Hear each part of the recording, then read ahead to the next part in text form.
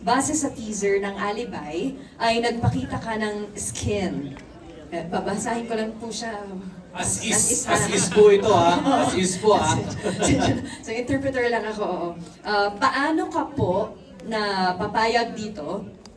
At hanggang saan po ang limit nyo? Dahil ba si Paolo ang partner mo po?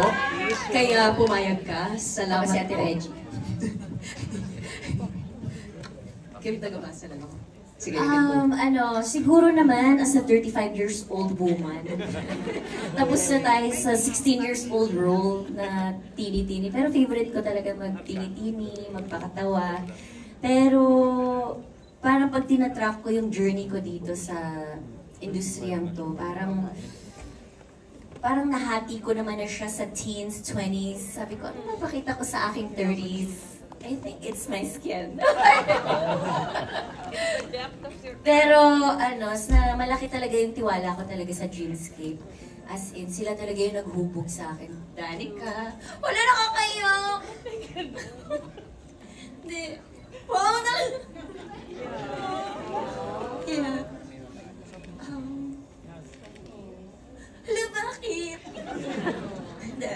Hindi naman siya ginawa it's artistic way. Medyo mahirap na gawin, pero ako naiyak. Love you, Kimi.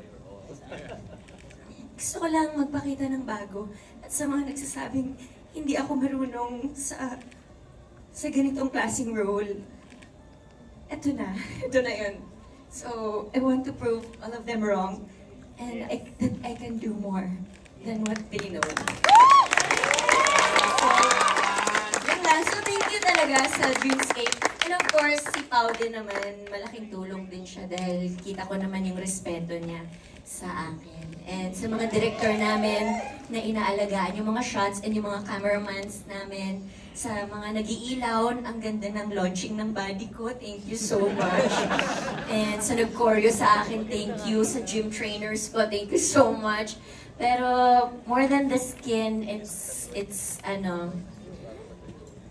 parang more than the skin, it's what's inside me and what I want to show to all my supporters. And kung kakaroon man ng bagong supporters, maraming salamat po. Thank you, Kim. Actually, follow-up question dito for Pao. Reaction daw dito, same question. Just following up from this question from Reggie Punoan. I don't think it's about skin or about parang it comes with the maturity of the role and what the role requires. So minsan talaga may mga character, may mga storya na gustong ikwento at sa mga ganitong paraan kailangan dahil kung nagbebenta naman talaga ng aliw yung character, ang hirap naman kung hindi mo nakikita or napapanood at hindi na ipapakita sa audience na hindi niya ginagawa yan. So it comes with also the maturity of the actress. Pero mas character-driven po ito. At kami po dito ay very loyal and very dedicated. How do I call it? Dedicated. Yung dedikasyon na binibigay namin sa character namin ay purely for our character. At yun nga, hindi niya totally. Sige, hindi ko nalalagdagan. And of course, that's mastering the craft. Thank you so much, Kim and Pao, for answering yung buena mano natin mga katanungan. Ngayon naman po para kay Direk Jojo. Direk Jojo, ang inyong pong question is from social media. You also directed Kim Pao for Ninlang. For the Alibay, mas daring ang roles nila. How did you guide them for sexy and challenging scenes? At yung nag-workshop po ba si Kim for her role as an escort? With the question, hindi naman siya, nasabi nga nila, it's for the maturity of the character kasi yun yung inaral nila. Hindi siya nag-workshop, pero she's very open, especially yung dance niya. Trivia, nakaschedule kasi yun kay FMR. Tapos ako sabi ko, gusto kong gawin yung role.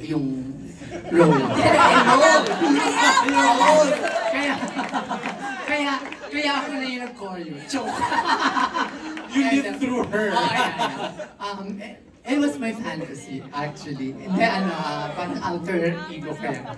Hindi, pero nung na-schedule, parang we talked with my DOP, the Kim Pao, tapos yung nandun din si Carlina, si BUH.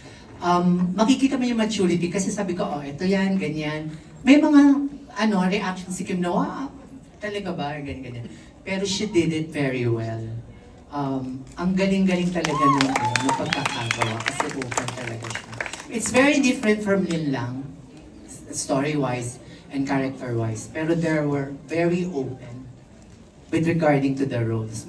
Makikita mo talaga yung difference. Thank you, Direk Jojo. Ngayon naman po para kay Direk Onat, based on the trailer, very intense and high emotions ang mga scenes. Can we still expect kilig scenes from Kim Pao despite the series being heavy on mystery drama? Actually, one thing I discovered sa unang sampa ko pa lang dun sa show na to, nung makita ko magkasama on screen yung dalawa, yung kilig talaga from Kim Pao is very innate and organic. Hindi siya tinatrabaho. In fact, una isa na parang ginawa ko sinabi ko kay Pao mismo. Sabi ko, hindi na chemistry nyo, wala pa kayong ginagawa. Pero naramdaman ko agad yung meron na feel something. So, expect that you would really root for the couple.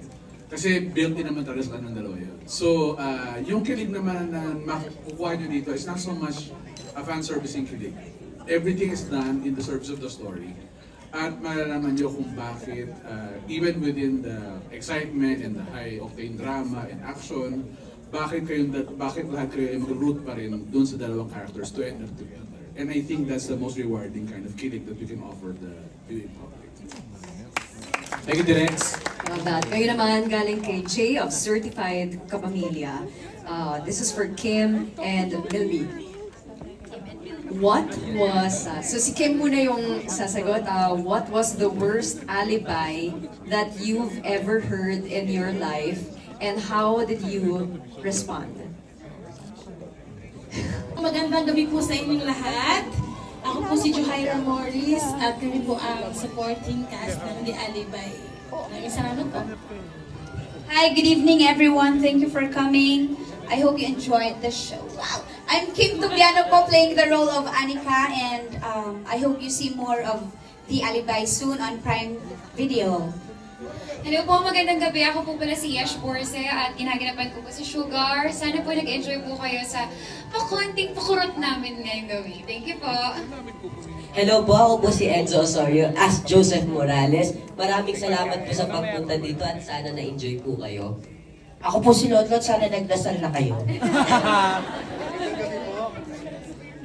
Amen po. Ayan, meron. Ayan, oo, okay na. Ayan, ako po si Marvin Yap. Ayan, ito po. Ayan, ako po si Marvin Yap. Pagkatapos po sa inyo lahat. Ayan, ako po si Norman Javier dito, ang gwapang-gwapang detective. Ay, hindi po pala. Basta mabait na lang po. Thank you po. Hello po, ako po si Alora Sasam. Maraming salamat po sa oras niyo po tonight. Thank you po and sana po nag-enjoy po kayo sa show niyo. Hi guys, ako po si Torres. Nag-enjoy po ba kayo? Yes! Guys, wala pa po yun. Umpisa pa lang yun. First episode pa lang namin yun. I'm telling you, ang dami pang mga gandang eksena. So please watch out. Thank you for coming tonight. Yes lang po. Hello po, PJ Andrenal po and I play Charlie sa The Alibay. Maraming salamat po sa pagpunta. Hello po. Thank you po sa Kim Pao. Masarap po yung nainom nyo kanina. Thank you po. Alright, thank you so much. Thank you so much. Round of applause please. You can now take your seats. Okay.